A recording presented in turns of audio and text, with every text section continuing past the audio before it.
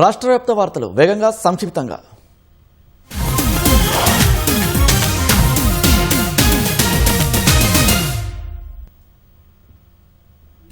కామారెడ్డి జిల్లా బాన్సువాడలో కాంగ్రెస్ వర్గ విభేదాలు మరోసారి భగ్గుమన్నాయి. నిజామాబాద్లో జరిగిన రాజకీయ వ్యవహారాల కమిటీ సమావేశం వేదికగా మాజీ ఎమ్మెల్యే ఏనుగు రవీందర్ రెడ్డి వర్గీయులు ఆందోళనకు దిగారు. ఇటీవల ఎమ్మెల్యే పోచారం శ్రీనివాసరెడ్డి చేసిన వ్యాఖ్యలను వెనక్కి తీసుకోవాలని గేటు వద్ద బైఠాయించి నిరసన తెలిపారు. అధిష్టానం స్పందించి పోచారం శ్రీనివాసరెడ్డిపై క్రమశిక్షణ చర్యలు తీసుకోవాలని డిమాండ్ చేశారు.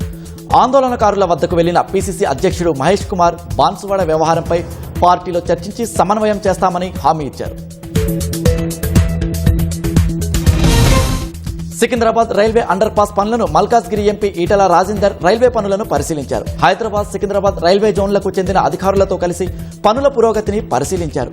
పెండింగ్ పనులను త్వరితగతిన పూర్తి చేయడంతో పాటు కొత్త పనులను దసరా పండుగలోపు ప్రారంభించి పూర్తి చేసేలా చర్యలు తీసుకోవాలని ఈటల రాజేందర్ ఆదేశించారు. సంగారెడ్డి జిల్లా పటాన్ చెరువులోని పీపుల్స్ ప్రైవేట్ ఆసుపత్రిలో డిప్యూటీ డిఎంహెచ్ఓ నాగనిర్మల ఆకస్మికంగా తనిఖీ చేశారు. నిబంధనల ప్రకారం రిజిస్టర్లు నిర్వహించకపోవడంపై ఆగ్రహం వ్యక్తం చేశారు. ఆసుపత్రి యాజమాన్యానికి 25,000 రూపాయల జరిమానా విధించి నోటీసులు జారీ చేశారు. 2 రోజుల్లో రిజిస్టర్లని చూపకపోతే చర్యలు తీసుకుంటామని హెచ్చరించారు. జగిత్యాల జిల్లాలో అపహరణకు గురైన 102 సెల్ ఫోన్లను పోలీసులు బాధితులకు అందజేశారు. 21 లక్షల విలువ చేసే ఈ ఫోన్లను చోరుల నుంచి స్వాధీనం చేసుకున్నారు. వాటిని జగిత్యాలలో ఏర్పాటు చేసిన కార్యక్రమంలో ఎస్పీ అశోక్ కుమార్ బాధితులకు అందజేశారు. సెల్ ఫోన్ పోయినా చోరీకి గురైన ఆందోళన చెందవద్దని సిఈఐఆర్ ద్వారా తిరిగి పొందవచ్చని తెలిపారు. పోగొట్టుకున్న ఫోన్లను అందజేయడంతో బాధితులు ఆనందం వ్యక్తం చేశారు.